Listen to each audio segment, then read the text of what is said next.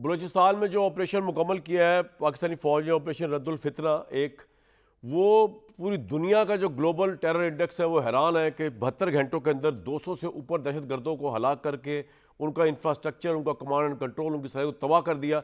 दुनिया में अनप्रेसिडेंटेड है पाकिस्तानी फ़ौज ने जिस तरह का ये ऑपरेशन किया। और मैं हिंदुस्तान का मीडिया देख रहा था, वो भी, उनकी भी उंगलियाँ जो है वो मुँह के अंदर रह गई हैं कि ये हुआ क्या है। और आर्मी चीफ वहाँ गए हुए थे, उन्होंने अब की दफ़ा ये तय किया पाकिस्तान की आर्म फोर्सेस ने कि दहशतगर्दों का तो पीछा करना ही है, उनके सहूलतकारों का भी करें, लेकिन जो उनके रिश्तेदार हैं उनको भी कानून के सामने लेकर आना है, क्योंकि रिश्तेदार जो हैं अगर वो उनको पनाह देंगे या उनकी मावनत करेंगे किसी भी लिहाज से, उनको भी स्पेयर नहीं किया जाएगा। ये तो ये बात थी। 8 फरवरी का प्रोटेस्ट बसंत की नज़र हो गया। तहरीक इंसाफ वालों, मेरे भाइयों, और तहरीक तहफ़्फ़ुज़ आइन वालों, ज़रा झांक के देखो शीशे के अंदर कि जितनी पंजाब के अंदर रेल पेल हो रही है बसंत में, मैं चैलेंज कर रहा हूँ आपको, उसका 1% भी जब इमरान खान ने आप लोगों को कॉल दी आप नहीं ला सके।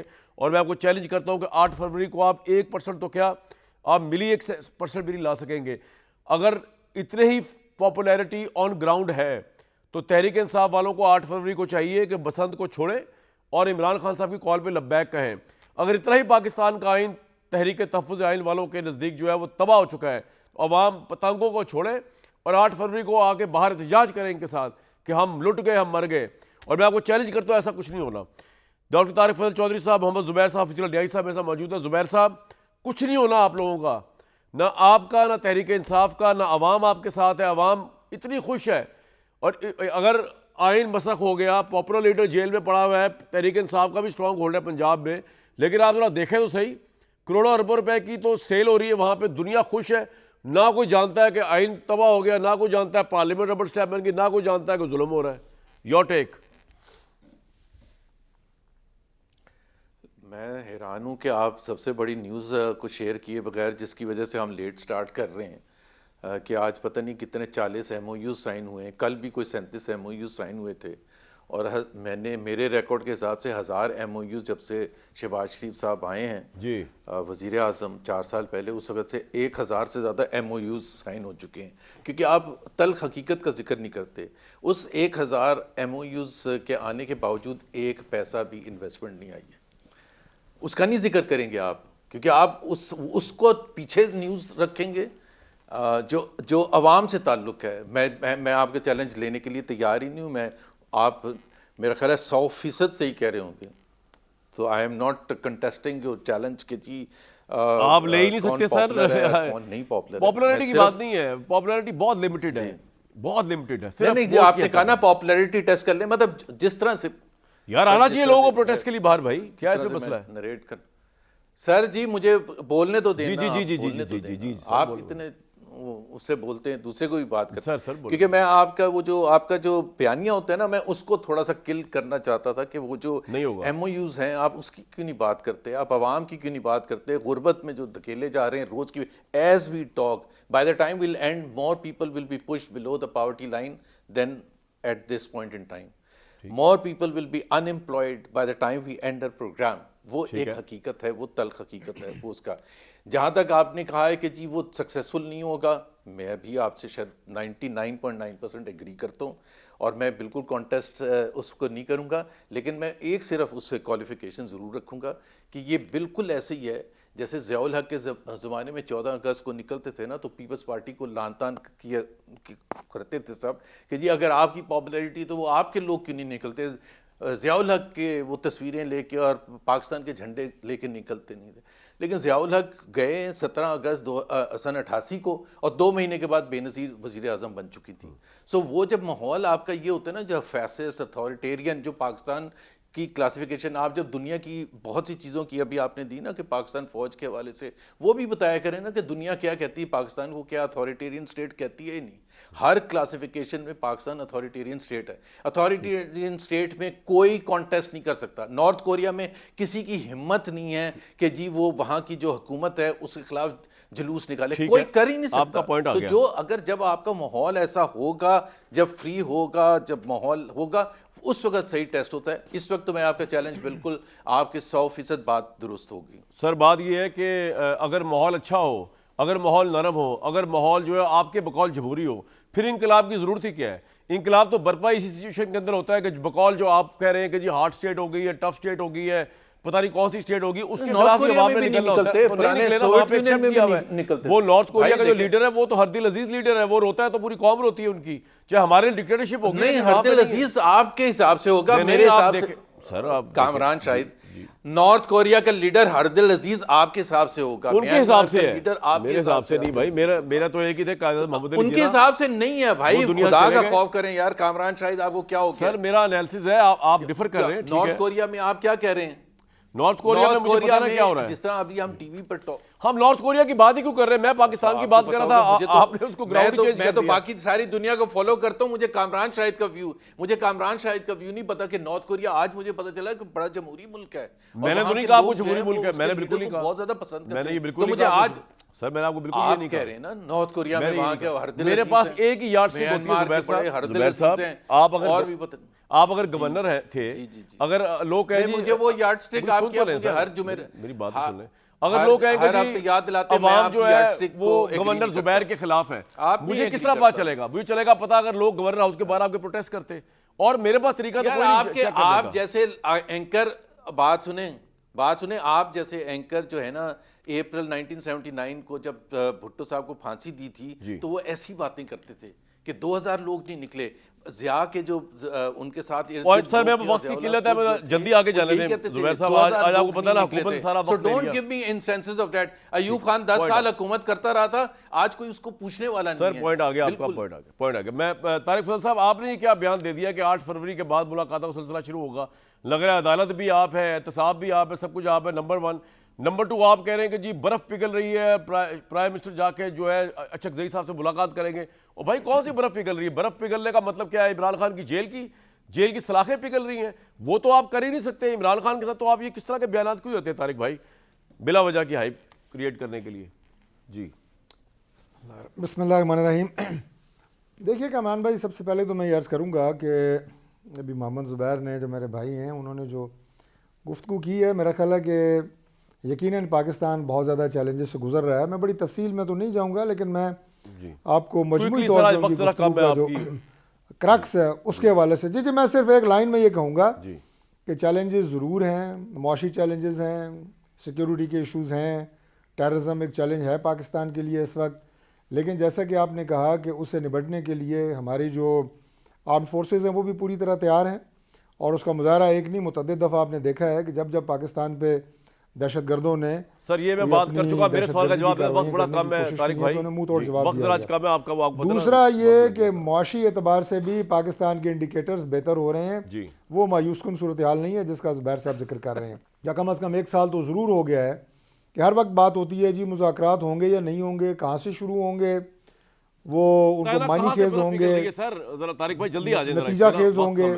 बर्फ इस तरह पिघल रही है कि जब से लीडर ऑफ अपोजिशन जो है महमूद खान अचकज़ई साहब बने हैं, ज़ाहिर है उनकी एक इंडिपेंडेंट सोच है, रिप्रेजेंट तो वो पाकिस्तान तहरीक इंसाफ को ही कर रहे हैं, लेकिन उनका जो किबला है वो इमरान, सियासी किबले की बात कर रहा हूँ, इमरान खान से शुरू और इमरान खान पे ख़त्म नहीं होता। उनकी अपनी एक इंडिपेंडेंट सोच मौजूद है। अच्छा। और उन्होंने जो अपनी पहली तकरीर की, उन्होंने बात की कि पार्लियामान को आगे बढ़ना चाहिए और सिस्टम को मजबूत करने के लिए हमें कुछ सोचने की जरूरत है, सिस्टम को मजबूत करना चाहिए। मैंने जवाबन उन्हें मुबारकबाद भी दी। अच्छा ठीक है, ऑफ कोर्स। और उसके बाद प्राइम मिनिस्टर साहब ने अब ये फैसला किया है और राना सनाउल्लाह साहब ने इसे मीडिएट किया है कि प्राइम मिनिस्टर की और लीडर ऑफ अपोजिशन की बहुत जल्द मुलाकात होने वाली है। बर्फ पिघलेगी। ये मुलाकात प्राइम मिनिस्टर साहब जो हैं वो खुद जाएंगे लीडर ऑफ अपोजिशन के चैम्बर और वहाँ पे होगी। और आगे किस तरह ये जो आपको असेंबली का माहौल नज़र आता है, और यानी आप ये कह रहे हैं तारिक भाई कि बर्फ पिघलने का मतलब ये है कि तहरीक इंसाफ की ऐसी तैसी वो वीक हो चुके हुए हैं, वो आप मान लेंगे पार्लियामेंट में भी आएंगे, वो मान लेंगे इमरान खान की रिहाई का मुतालबा भी नहीं करेंगे, वो मान लेंगे कि हम पार्लियामेंट्री कमेटियों को बाइकआउट भी नहीं करेंगे, वो सब कुछ मान लेंगे और कहेंगे ठीक है आराम से इमरान खान को रखो अंदर। अभी ये आपके नजदीक बर्फ पिघलना है, पीटीआई का वीकेस्ट होना है, ये मतलब? मैं बिल्कुल ये नहीं कह रहा। अच्छा, आप नहीं कह रहे। मैं ये कह रहा हूँ कि जब बैठेंगे तो जो उनके मुतालबात हैं, जिन जगह के ऊपर वो समझते हैं कि हमारे दरमियान कोई इख्तलाफात हैं, छोड़े उनके मुतालबात को, एक ही मुतालबा वो पूरा नहीं करना चाहिए भी। और हम इंशाल्लाह चाहूंगा मैं तारिक भाई, आप लोगों ने बहुत टाइम लिया है, जो ताले मिल रहे थे ना जुबैर साहब से कि एमओयूज दिखा रहे थे, भाई सभी दिखा रहे थे, हम भी दिखा रहे थे। न्याई साहब कौन सी बर्फ पिघला सकते हैं शहबाज शरीफ साहब, अचकजई साहब के साथ दिखाने मिलके? चाहिए आपको। तहरीक इंसाफ के पर्सपेक्टिव से तारिक भाई क्या कह रहे हैं? मैं जरा न्यायी साहब से सवाल पूछने लगा जी। तो है भी सही या मौजूद नहीं है, बर्फ पत्नी मौजूद है या नहीं है पिघली की तो बाद में असल में दो तीन चीज़ें लहदा करें।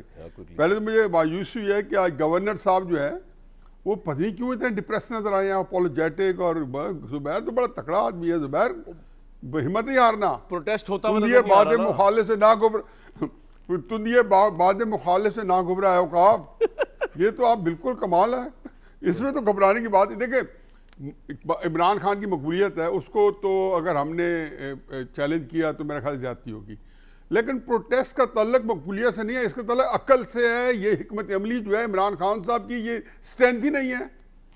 कितनी दफ़ा कहा है कि 96 से लेके 2005 हो गए, आज शायद पता नहीं 5 फरवरी बड़ा कश्मीर का जो यौम यकजहती कश्मीर का दिन है, आज तक मुझे एक डिसीजन बता दें इमरान खान साहब ने सियासी किया हो जिसमें उसने खुद रिग्रेट ना किया हो या अफसोस ना किया हो कि हाँ ये मुझे नहीं करना चाहिए था या ये वाकई डिसीजन ठीक नहीं था। मैं औरों की उसकी नहीं कह रहा कि हम क्या कहते हैं, चुनांचे ये उनकी फील्ड ही नहीं है। आज तक जो वो फिरते हैं अमीर खार, जो खार फिर रहे हैं उसकी वजह इनकी नाक के। मैं कह रहा हूं शहबाज शरीफ साहब को ब्रेक थ्रू दे सकते हैं तहरीक इंसाफ को अचकजई साहब से मुलाकात के लिए जो बर्फ न्यायी साहब, ये सवाल है। देखें कामरान, बात यह है कि जो मुलाकातें होती है ना, चाहे सोहेल आफरीदी की हुई है, चाहे शहबाज शरीफ साहब कल असेंबली में अचकजई साहब से मिल रहे हैं, चाहे उसके इन बिटवीन जो उनकी आज एपिक्स कमेटी की कल मीटिंग हुई है वहाँ पे केपी में, इसके पीछे ये कोई स्पर ऑफ द मोमेंट में या कोई फौरी फैसला नहीं होता। ये पिछले 2-3-4 महीनों से बैकग्राउंड में कुछ ना कुछ चल रहा होता है और कोई ना कोई बातचीत चल रही होती है। जैसे राना सनवाला साहब जो है बड़े हमेशा एक्टिव रहते हैं लोग अपोजिशन को, गवर्नमेंट को साथ ले जाने में। तारिक फजल चौधरी साहब हमारे बहुत इस तरीका के दोस्त हैं, जुबैर साहब, तारिक साहब, मतलब कि finest class of human being है ये लोग। तो ये जो लोग हैं ये हमेशा चाहते हैं कि लोग मामला जो है ये टेंशन खत्म हो। सर ये तो होम्योपैथिक बात होगी ना कि ये चाहते हैं, बात ये चाहते हैं कि इलेक्शन दोबारा हो जाए। ये तो नहीं चाहते तारिक साहब जितने भी नाइस हो, ये चाहते हैं कि पार्लियामेंट दोबारा इलेक्ट हो, ये चाहते हैं कि इमरान खान बिल्कुल भी नहीं और होना भी नहीं चाहिए। कामरान इम्पोर्टेंट बात यह है कि जो दो शराइत रखी है उसमें अहम चीज ये है कि शराइत तो एक ही है कि आप इलेक्शन कमिशन को जो है वो दोबारा सर इलेक्शन कमीशन को आप दफा करें। इलेक्शन कमीशन में क्या रोल है हमारे इलेक्शंस में? जी सर। ओहो एक तो खुदा गवाह, जब से तुम्हें अपने आप से इश्क हुआ है ना, हम सारे फारिग हैं। नहीं सर, नहीं मैं आपकी बात सुन रहा हूं।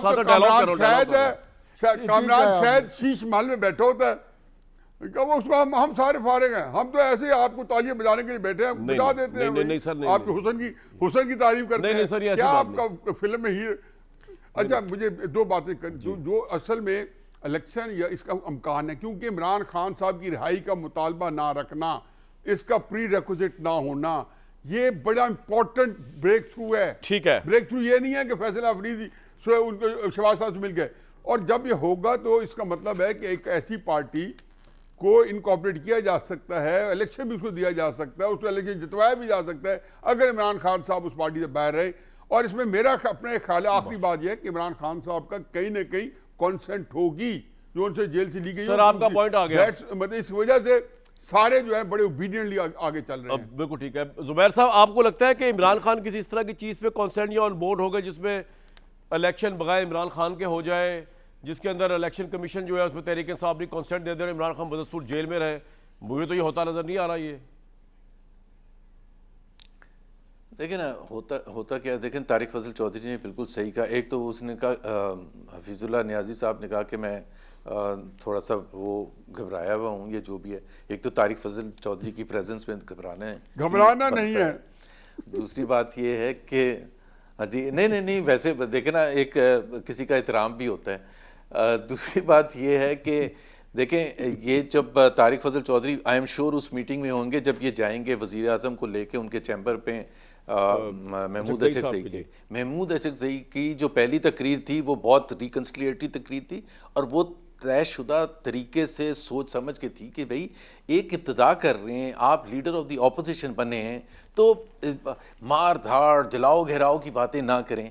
आपके लिए बड़ा आसान है और बहुत आसान है कि जी ये आइन है पाकिस्तान का सन 73 का आइन, वो ख़त्म कर दिया गया है, हम चाहते हैं कि उसकी रेस्टोरेशन हो।